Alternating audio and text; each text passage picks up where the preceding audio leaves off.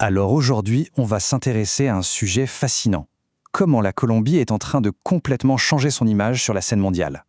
Et pas grâce à la politique ou à l'économie, non, mais bien par la musique et ses superstars. Voilà une phrase qui claque, pas vrai? Elle met le doigt pile là où ça fait mal. Elle reconnaît cette perception tenace, ce stéréotype qui a la vie dure, pour tout de suite nous montrer que la réalité, eh bien, elle est complètement différente. Allez, c'est parti, on creuse un peu. D'abord, il faut qu'on parle de cette image du passé, celle qui a longtemps, trop longtemps, collé à la peau de la Colombie.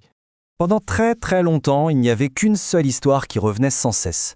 Une histoire souvent liée à la violence, à un passé complexe, et cette histoire elle a été relayée partout dans le monde, créant une sorte de filtre, une vision un peu datée, à travers laquelle beaucoup de gens voient encore le pays. Mais voilà, tout ça, c'est en train de basculer. Une nouvelle vague d'artistes, avec une énergie folle, est en train de prendre le micro. Et ils ne font pas que chanter, non, ils proposent un récit complètement nouveau pour leur pays. Alors justement, qui sont-ils ces nouveaux ambassadeurs? Qui sont ces visages qui changent la donne? On va voir ça tout de suite.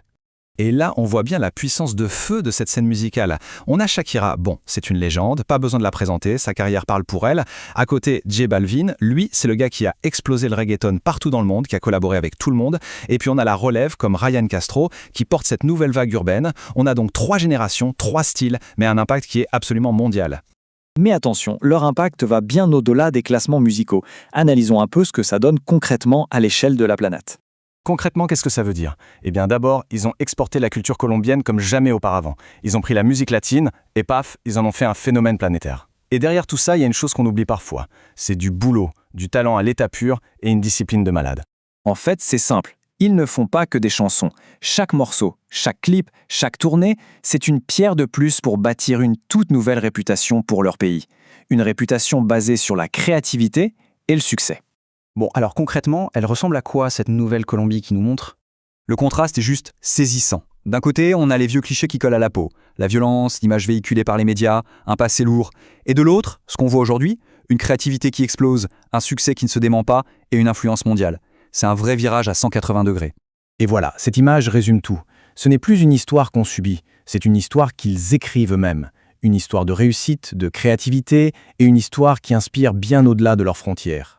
Et tout ça, ça nous amène à une dernière question, une question de fond en fait, sur l'identité et la perception. Au final, il ne faut pas oublier l'essentiel. Au-delà de tout ce qu'on a pu entendre, la Colombie, c'est aussi et surtout un pays de culture, de musique et de fierté. Une réalité culturelle hyper vibrante, et c'est ça qui définit le pays aujourd'hui. On termine donc là-dessus.